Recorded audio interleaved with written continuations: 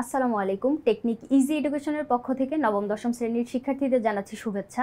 Technique easy education তোমাদের জন্য নিয়ে এসেছে ইজি বায়োলজি এই বইটি, যার একটি পার্ট হচ্ছে প্রিভিয়াস বোর্ড প্রশ্নগুলো অ্যানালাইসিস করা।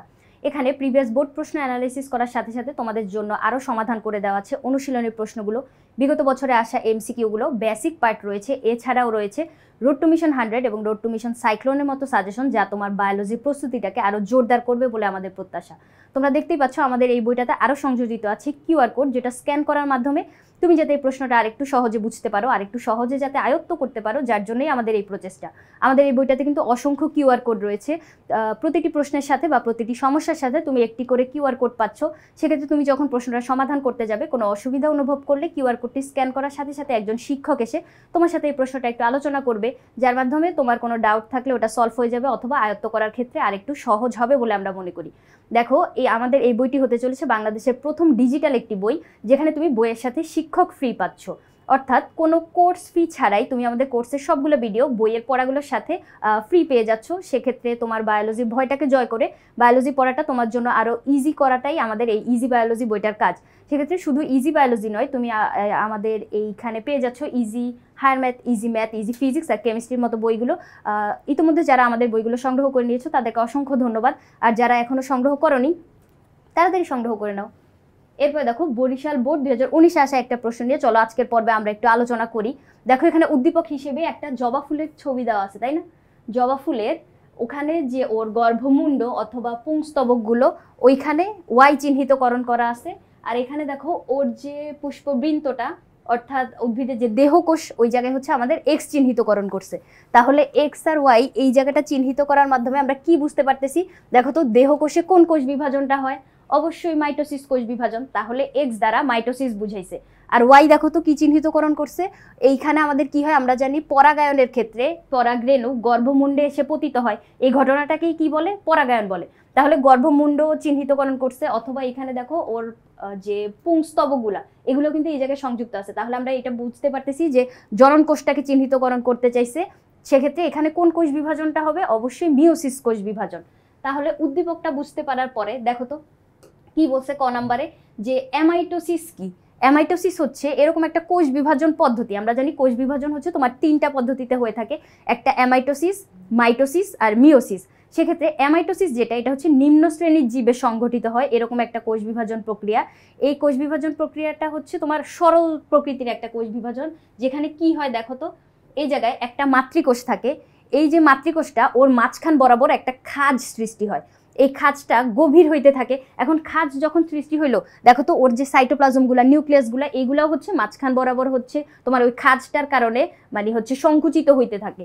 তাহলে দেখো, একটা মাতৃকোষ থেকে তোমার খাঁজ সৃষ্টি হলো, খাঁজটা আরো গভীর হয়ে গেল। দেখো, খাঁজটা গভীর হওয়ার মাধ্যমে এই যে তোমার মানে ভিতরে যে সাইটোপ্লাজমগুলা, নিউক্লিয়াসগুলা, ওগুলা মাঝখান বরাবর হচ্ছে 2 ভাগে ভাগ হয়ে যায়। তাহলে কি হবে? 2 ভাগে ভাগ হয়ে গেলে আমরা 2টা অপত্য কোষ পাবো। অপত্য কোষ বলতে বোঝায় নতুন সৃষ্ট বা সদ্য সৃষ্ট যে বাবু কোষগুলা। তাহলে একটা মাম্মি কোষ থেকে আমরা 2টা বাবু কোষ পাইলাম। তাহলে এটা একটা সরল প্রসেস। দেখো, মাঝখান বরাবর খাঁজ সৃষ্টি হইলো, 2 ভাগে 2টা কোষ আলাদা হয়ে গেল।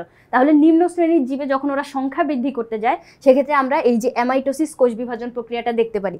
তাহলে এখানে যে জিজ্ঞেস করলো যে অ্যামাইটোসিস কি, তাহলে আমরা কি বলতে পারি? যে কোষ বিভাজন প্রক্রিয়ায় কোষের নিউক্লিয়াসটি প্রত্যক্ষভাবে সরাসরি 2টি অংশে বিভক্ত হয়ে যায়, সেটাই হচ্ছে অ্যামাইটোসিস। তুমি চাইলে এখানে এই তথ্যটুকু ইনক্লুড করে দিতে পারো যে এটা নিম্ন শ্রেণীর জীবে সংঘটিত একটা প্রক্রিয়া।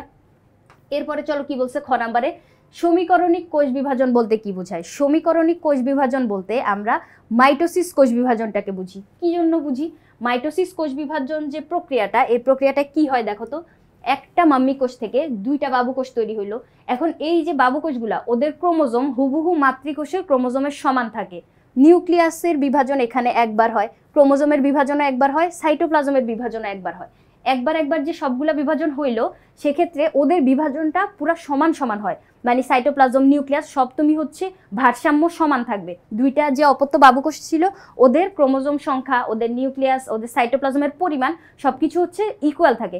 তাহলে ইকুয়াল যদি থাকে, সেক্ষেত্রে আমরা এটাকে সমীকরণ বলতে পারি। ম্যাথে আমরা যখন সমীকরণ করি, দেখো এরকম থাকে না, x + y = যদি 5 এরকম লেখা থাকে, সেক্ষেত্রে x এর মান 2 হবে, y এর মান 3 হবে, এরকম কিছু একটা। না হলে x এর মান 1 হবে, ওয়াই এর মান 4 হবে, এরকম যেটাই হোক এক্স ওয়াই এর যে কোনো মান আমরা বের করি, বের করার ফলে কি পাই, সমান সমানের এই পাশে যেটা আছে ওই মানটা পাই, তাই না? তাহলে আমরা ইকুয়াল কেন বলতেছি বা সমীকরণ কেন বলতেছি, কারণ এক্ষেত্রে হচ্ছে অপত্য কোষের ক্রোমোজোমগুলো হচ্ছে ক্রোমোজোম যদি সমান থাকে বৈশিষ্ট্য সমান থাকবে। আমরা জানি যে ক্রোমোজোমগুলোই হচ্ছে তোমার পিতামাতার বৈশিষ্ট্য সন্তান সন্ততিতে সঞ্চারণ করে নিয়ে যায় বা পরিবহন করে নিয়ে যায়। তাহলে এই যে সমীকরণিক কোষ বিভাজন বলতে আমরা মাইটোসিসটাকে বুঝবো। এই প্রক্রিয়ায় আমাদের দেহকোষের বিভাজন ঘটে, দেহকোষে সমগুণ সম্পন্ন, সমসংখ্যক মানে সমবৈশিষ্ট্য সম্পন্ন এরকম দুইটা কোষ আমরা পাই। তাহলে এই যে মাইটোসিসটাকেই হচ্ছে আমরা সমীকরণিক বলবো। এরপরে গতে কি বলছে দেখো তো, উদ্দীপকে এক্স চিত্রে সংগঠিত প্রক্রিয়াটি তৃতীয় ধাপ। এক্স কোথায় ছিল, দেহকোষে সংগঠিত হচ্ছিল। তাহলে দেহকোষে আমরা জানি মাইটোসিস কোষ বিভাজন সংগঠিত হয়, এটা আবার 5টা পর্যায়ে সম্পন্ন হয়। 5টা পর্যায়ে বলতে এখানে তোমাকে কিন্তু অবশ্যই সিরিয়ালে এই জিনিসটা মনে রাখা লাগবে। তোমার যে প্রথম ধাপ যদি আমি বলি, 1 নম্বর ধাপ বলে তোমাকে প্রোফেজই বুঝতে হবে, 2 নম্বর বললে pro metaphase, metaphase anaphase telophase, prophase pro metaphase, metaphase anaphase telophase. তাহলে সিরিয়ালে যদি তুমি যাও, তৃতীয় ধাপ বলছে আমাদেরকে, তৃতীয় ধাপে কে পড়লো, প্রোফেজ প্রো মেটাফেজ মেটাফেজ পড়লো। তাহলে এই জায়গাটায় আমাদেরকে মেটাফেজ ধাপের বর্ণনা দিতে হবে।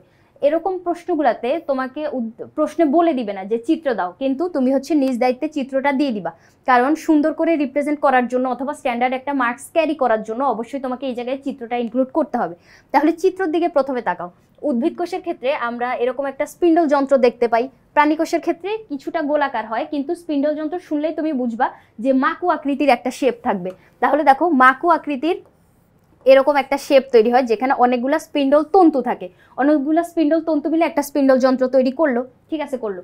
এখন দুইটা মেরু আছে, দেখো তো উপরের দিকে একটা মেরু, নিচের দিকে একটা মেরু, দুই মেরুর মাঝামাঝি একটা পর্যায়ে আছে যেটা হচ্ছে সমান সমান দূরত্বে, মানে উপর দিক থেকে উপরে মেরু থেকে নিচের মেরু থেকে সমান একটা দূরত্বে মাঝখান বরাবর এই অঞ্চলটাকে বলে হচ্ছে তোমার ইকুয়েটর অঞ্চল অথবা বিষুবীয় অঞ্চল। এই বিষুবীয় অঞ্চলটার দিকে তাকাও, সবগুলা ক্রোমোজোম বিষুবীয় অঞ্চলে অবস্থান করতেছে, তাই না? তাহলে তুমি কি করবা, এই পর্যায়ে যখন আঁকতে যাবা সেক্ষেত্রে সবগুলা ক্রোমোজোম কিন্তু তোমার এই বিষুবীয় অঞ্চল বরাবর আঁকতে হবে। এখন তুমি আঁকলা, এখন ক্রোমোজোমগুলার সেন্ট্রোমিয়ার হচ্ছে এই তন্তুগুলার সাথে আটকানো থাকে, আর বাহুগুলা হচ্ছে চারপাশে হচ্ছে এভাবে ভাসতে থাকে। এখন এই পর্যায়টাতে ক্রোমোজোম তোমার সবচেয়ে মোটা আর খাটো হয়। দেখো এটা কিন্তু মনে রাখা সহজ, মেটাফেজ মোটা খাটো, মেটা মোটা খাটো। তাহলে মোটা আর খাটো হবে কোথায়, মেটাফেজ ধাপটাতে। তাহলে তুমি যখন চিত্র আঁকবা তখন ক্রোমোজোমগুলো কি করবা, মোটা আর খাটো করে আঁকবা। এরপরে দেখো এই চিত্রটা কি তুমি কোনো নিউক্লিয়ার মেমব্রেন এগুলো দেখতে পাচ্ছি না, কারণ এই জায়গাটাই হচ্ছে তোমার এগুলা বিলুপ্ত অবস্থায় থাকে, অর্থাৎ এই যে নিউক্লিয়ার মেমব্রেন, নিউক্লিওলাস এগুলো হচ্ছে তোমার বিলুপ্তি ঘটতে শুরু করে, যেটা মেটাফেজ ধাপে একটুও থাকে না, বিলুপ্ত হয়ে যায়। এই মেটাফেজ পর্যায়ের একদম শেষের দিকে কি হয় বলতো, এই যে ক্রোমোজোমগুলা আটকানো আছে কি দিয়ে, সেন্ট্রোমিয়ার দিয়ে, তাই না? এরকম একটা সেন্ট্রোমিয়ার, ওর পাশে হচ্ছে তোমার বাহুগুলা থাকে। এখন এই যে সেন্ট্রোমিয়ারের ভিতরে বিকর্ষণ শুরু হয়, সেন্ট্রোমিয়ারটা মাঝ বরাবর বিভাজিত হয়ে যায়,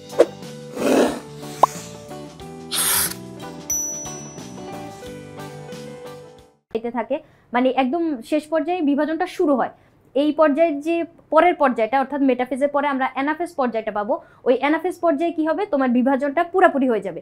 তাহলে এই পর্যায়ের বৈশিষ্ট্য আমরা কি বলতে পারি, যে সেন্ট্রোমিয়ারের বিভাজন শুরু হয় বা ওদের বিকর্ষণ শুরু হয়, ক্রোমোজোমাল যে তন্তুগুলা বা অথবা ক্রোমোজোমগুলার যে ক্রোমাটিড ওগুলার ভিতরে হচ্ছে তোমার বিকর্ষণ শুরু হয়।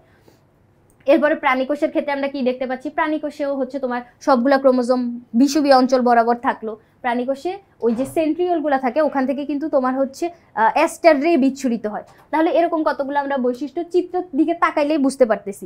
এখন এই কথাগুলোই হচ্ছে তোমার এখানে বলা থাকবে। দেখো তো মেটাফেজ পর্যায়ের প্রথমেই কি হচ্ছে, সব ক্রোমোজোমগুলো স্পিন্ডল যন্ত্রের বিষুবীয় অঞ্চলে অবস্থান করতেছে। হ্যাঁ, চিত্রের দিকে আমরা তাকাইলেই বুঝছি যে বিষুবীয় অঞ্চলে ক্রোমোজোমগুলো অবস্থান করতেছে। তারপরে বাহু দুইটা হচ্ছে মেরুমুখী হয়ে অবস্থান করে, আর যে সেন্ট্রোমিয়ারটা ওইটা হচ্ছে আটকানো থাকে। তারপরে এই ক্রোমোজোমগুলো যখন বিষুবীয় অঞ্চলে অবস্থান করতেছে ওরা সর্বাধিক মোটা আর খাটো হচ্ছে। প্রতিটি ক্রোমোজোমের ক্রোমাটিড দুটি আকর্ষণ কমে যায় আর বিকর্ষণ শুরু হয় কি জন্য, ওই যে পরের যে ধাপটাতে ওখানে হচ্ছে ওরা উল্টা দিকে বিপরীত দিকে গমন শুরু করবে, যার জন্য এই পর্যায় থেকেই হচ্ছে ওদের বিভাজনটা শুরু হইতে থাকে। সেন্ট্রোমিয়ার বিভাজন শুরু হয়, ক্রোমাটিডগুলো হচ্ছে বিকর্ষণ শুরু হইতে থাকে। তারপরে নিউক্লিওলাস আর নিউক্লিয়ার মেমব্রেন হচ্ছে এখানে একটুও থাকে না, আমরা চিত্রতে দেখিনি। তাহলে এই বৈশিষ্ট্যগুলাই চিত্রতে তুমি যা দেখতে পাচ্ছ ওই কথাগুলোই হচ্ছে এখানে বর্ণনা লিখবা। এরপরে আমাদের ঘ নাম্বারে এরকম বলছিল যে এক্স আর ওয়াই এর ভিতরে তুলনামূলক আলোচনা করতে। এই যে এক্স আর ওয়াই কি ছিল, মাইটোসিস আর মিওসিস কোষ বিভাজন ছিল। এই যে মাইটোসিস আর মিওসিস কোষ বিভাজনের ভিতরে মানে এটা যে সংঘটিত প্রক্রিয়া দুইটা, এই প্রক্রিয়া দুইটার ভিতর তুলনামূলক আলোচনা বলছে। এখন তুলনামূলক আলোচনা বলতে আমরা হচ্ছে ওদের ডিফারেন্সগুলাই হচ্ছে তুলে ধরবো মেইনলি। এখানে তুমি ছক চাইলে করতেও পারো, ছক না করাটাই বেশি ভালো। কি জন্য? কারণ পার্থক্য যদি একদম স্পেসিফিকভাবে বলে দেয় তখন যায় হচ্ছে তুমি ছক কাটবা। কিন্তু যেহেতু তুলনামূলক আলোচনা বলছে, এখানে হচ্ছে আমরা আলোচনা করব কিন্তু পয়েন্ট আকারে করব। দেখো এরকম যখন বর্ণনামূলক কোনো প্রশ্ন থাকবে, বর্ণনামূলক প্রশ্নগুলো চেষ্টা করবা হচ্ছে এভাবে পয়েন্ট আকারে লেখার। কি জন্য?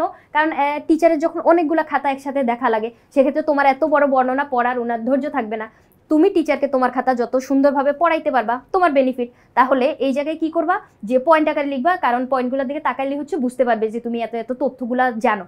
তাহলে দেখো আমরা চলো পড়ি কি বলছে। যে মাইটোসিস বিভাজন সাধারণত জীবের দেহকোষে ঘটে, তাই না? এটা তো ওই যে আমরা উদ্দীপক ধরার সময় হচ্ছে বুঝছিলাম যে দেহকোষে যেহেতু ঘটতেছে তাহলে এটা কি হবে, মাইটোসিস। আর মিওসিস কোথায় ঘটে? জীবের জনন কোষে ঘটে। জনন কোষে কোন কোষ বিভাজন ঘটে? মিওসিস। আর দেহকোষে ঘটবে হচ্ছে আমাদের মাইটোসিস। এবার মাইটোসিস বিভাজনে মাতৃকোষের নিউক্লিয়াসটি বিভাজিত হয়ে দুটি অপত্য কোষের সৃষ্টি করে, কিন্তু মিওসিস বিভাজনে আমরা জানি একটা মাতৃকোষ থেকে 4টা অপত্য কোষ সৃষ্টি হয়। তাহলে এটা একটা পার্থক্য হইলো যে মাইটোসিসে 2টা কোষ তৈরি হবে, মানে অপত্য বাবুকোষ হবে 2টা, আর মিওসিসের ক্ষেত্রে কয়টা হবে? 4টা। এরপরে কি বলছে দেখো তো, মাইটোসিস বিভাজনে নিউক্লিয়াস আর ক্রোমোজোম একবার করে বিভাজিত হবে, কিন্তু মিওসিসের ক্ষেত্রে নিউক্লিয়াস তোমার 2বার বিভাজিত হবে। ক্রোমোজোম একবার বিভাজিত হইলেও নিউক্লিয়াস হবে 2বার। তাহলে পার্থক্যের বিষয়টা আমরা কি বলতে পারি, যে মাইটোসিস বিভাজনে নিউক্লিয়াসের বিভাজন হবে একবার, আর এখানে মিওসিসের ক্ষেত্রে নিউক্লিয়াসের বিভাজন হবে 2বার। এরপরে দেখো তো কি বলছে, যে মাইটোসিস বিভাজনে অপত্য কোষের ক্রোমোজোম সংখ্যা মাতৃকোষের সমান থাকে, কিন্তু মিওসিস কোষে হচ্ছে ক্রোমোজোম সংখ্যা সমান থাকে না। আমরা ওই যে শুরুতেই বলছিলাম যে মাইটোসিসকে কি বলে, সমীকরণিক কোষ বিভাজন বলে। সমীকরণিক বলার কারণই হচ্ছে ওর সবকিছু হচ্ছে সমান সমান থাকে।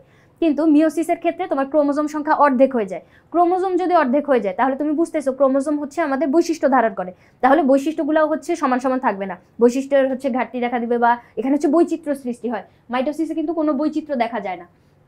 এখানে কি বলছে 5 নম্বরে দেখো তো, প্রোফেজ পর্যায়ে ক্রোমোজোমের ক্রোমোমিয়ার দেখা যায় না, কিন্তু মিওসিস হচ্ছে ক্রোমোমিয়ার দেখা যায়। ক্রোমোমিয়ার বলতে হচ্ছে এরকম বুঝায় যে একটা ডিএনএ অণু, ডিএনএ ভিতর হচ্ছে কিছু দানা দানা পুঁতির মতো অংশ হচ্ছে গঠিত হয়, ওগুলো হচ্ছে ক্রোমোমিয়ার, যেটা হচ্ছে আমরা মিওসিসে দেখতে পাই, মাইটোসিসে পাই না। এরপরে মাইটোসিস বিভাজনে সাধারণত ক্রসিং ওভার হয় না, কিন্তু মিওসিসে ক্রসিং ওভার হয়। এখন ক্রসিং ওভার যদিও তোমাদের এসএসসি লেভেলের কনসেপ্ট না, কিন্তু যেহেতু এখানে আমরা ইনক্লুড করছি তাহলে তোমাকে আমি একটু বুঝাই। ক্রসিং ওভার বলতে হচ্ছে বৈশিষ্ট্যের আদান প্রদান। কিভাবে ঘটবে দেখো তো, মনে করো এরকম একটা ক্রোমোজোম, আমরা জানি ক্রোমোজোমগুলো হচ্ছে জোড়ায় জোড়ায় অবস্থান করে, তাই না?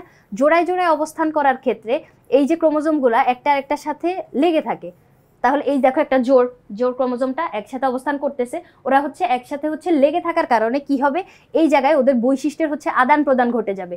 এইখানে মনে করো এরকম হইলো যে এইখানের একটা বৈশিষ্ট্য ছিল এরকম, এই বৈশিষ্ট্যটা তোমার হচ্ছে এভাবে ওরা একসাথে অবস্থান করার কারণে পরবর্তীতে কি হবে, তোমার ক্রোমোজোমে হচ্ছে বৈশিষ্ট্যটা এই জায়গায় চলে আসবে। দেখো এখানে কি হয়, এই যে 2টা ক্রোমোজোম যে একসাথে অবস্থান করতেছে ওদের বৈশিষ্ট্যের আদান প্রদান হয়। এটা যদি আমি চিত্র এঁকে সুন্দর করে বুঝাতে যাই, দেখো একটা আমি লাল রঙের ক্রোমোজোম আঁকলাম, কালো রঙের ক্রোমোজোম, অর্থাৎ ওদের ভিতরে ভিন্ন ভিন্ন বৈশিষ্ট্য আছে, এরকম ভিন্ন বৈশিষ্ট্য ধারণকারী 2টা ক্রোমোজোম। এখন এই যে ক্রোমোজোমগুলো দেখো একসাথে অবস্থান করতেছে, এইখানে ওদের একসাথে অবস্থান করার কারণে বৈশিষ্ট্যের আদান প্রদান হয়ে গেল। দেখো এই যে কালো ক্রোমোজোমটা, ওর কিছু অংশ তোমার লাল ক্রোমোজোমের দ্বারা হচ্ছে রিপ্লেস হয়ে গেছে, আবার লালটা দেখো এই জায়গায় হচ্ছে কালো ক্রোমোজোম হচ্ছে সংযুক্ত হয়ে গেছে। তাহলে আমরা বলতে পারতেছি যে এক ক্রোমোজোম 2টা পাশাপাশি অবস্থানের মাধ্যমে ওদের ভিতর ক্রস ঘটলো না, এটাই হচ্ছে তোমার ক্রসিং ওভার, মানে হচ্ছে বৈশিষ্ট্যের আদান প্রদান হচ্ছে। এই বৈশিষ্ট্যের আদান প্রদান হওয়ার কারণেই কিন্তু তোমার হচ্ছে বৈচিত্র্য দেখা যায়। মাইটোসিসে হচ্ছে কোনো বৈচিত্র্য হয় না, কিন্তু মিওসিসে হয়। কি জন্য? মাইটোসিসে ক্রসিং ওভার হয় না, মিওসিসে ক্রসিং ওভার হয়। এরপরে এই কোষ বিভাজনের মাধ্যমে কি হয়, মাইটোসিস কোষ বিভাজনের মাধ্যমে মাতৃকোষের সমগুণ সম্পন্ন আরো 2টা কোষ তৈরি হয়, কারণ ওই যে ক্রোমোজোম সেম সেম থাকে যার জন্য মানে বৈশিষ্ট্যগুলোও সেম সেম থাকে। কিন্তু মিওসিসের ক্ষেত্রে কি হয়, তোমার সমান সমান বৈশিষ্ট্য আমরা পাই না, বা সমগুণ সম্পন্ন একটা জীব পাই না, ওখানে হচ্ছে বৈচিত্র্য দেখা দেয়। কি জন্য? এটা যেহেতু তোমার জনন কোষে সম্পন্ন হচ্ছে, সেখানে কি হবে, তোমার অর্ধেক হয়ে যাবে ক্রোমোজোম সংখ্যা। তখন ক্রোমোজোম সংখ্যা মনে করো মাতা থেকে আসলো অর্ধেক, পিতা থেকে আসলো অর্ধেক, এই 2টা গ্যামেট যখন মিলিত হবে সেক্ষেত্রে ওই জায়গায় কি হবে, জাইগোট তৈরি হবে। এখন জাইগোট কোষটা তোমার হচ্ছে 2n সংখ্যক ক্রোমোজোম ধারণ করবে। ক্রোমোজোম সংখ্যা এখানে ধ্রুব থাকলেও বৈশিষ্ট্য কিন্তু ধ্রুব থাকে না। এই জায়গার কনসেপ্টটা কিন্তু বুঝতে হবে। তুমি ভাবতেই পারো যে বাবা থেকে একটা এন, মা থেকে একটা এন আসলো, 2n হয়ে গেছে, তাহলে তো মাতৃকোষের সমান ক্রোমোজোম হইলো, কিন্তু সমান ক্রোমোজোম হইলেও এখানে বৈশিষ্ট্য হচ্ছে ধ্রুব থাকে না। ক্রোমোজোম সংখ্যা ধ্রুব থাকে, কিন্তু বৈশিষ্ট্য ধ্রুব থাকে না। এই জায়গাটা কিন্তু মনে রাখবা, এটা হচ্ছে ভুল করা যাবে না। তাহলে এই যে কতগুলা পার্থক্যের বিষয় আমরা বুঝলাম, তুলনামূলক আলোচনা আমরা করলাম পয়েন্ট আকারে, তাহলে এই যে ইনফরমেশনগুলো আমি তোমাকে যেগুলো বললাম, এগুলোই যদি তুমি পরীক্ষার খাতায় সুন্দর করে রিপ্রেজেন্ট করতে পারো, আই হোপ সিকিউতে তোমরা একটা স্ট্যান্ডার্ড মার্কস সিকিউর করতে পারবা। প্রিভিয়াস বোর্ড প্রশ্নগুলো অ্যানালাইসিস করা, তোমার স্কুলের পরীক্ষায় অথবা বোর্ড পরীক্ষায় উদ্দীপকটা ধরতে পেরে সেই অনুযায়ী স্ট্যান্ডার্ড ওয়েতে উত্তরটা করতে পারার জন্য এই প্র্যাকটিসটা অবশ্যই দরকারি, যার জন্য আমাদের ইজি বায়োলজি বইটাতে তোমাদের জন্য এই সংযোজনটা করা হয়েছে। তোমরা চাইলেই কিন্তু এই বইটি সংগ্রহ করে নিতে পারো। আজকের পর্ব এই পর্যন্তই, পরবর্তী পর্ব দেখার আমন্ত্রণ রইল। ধন্যবাদ সবাইকে।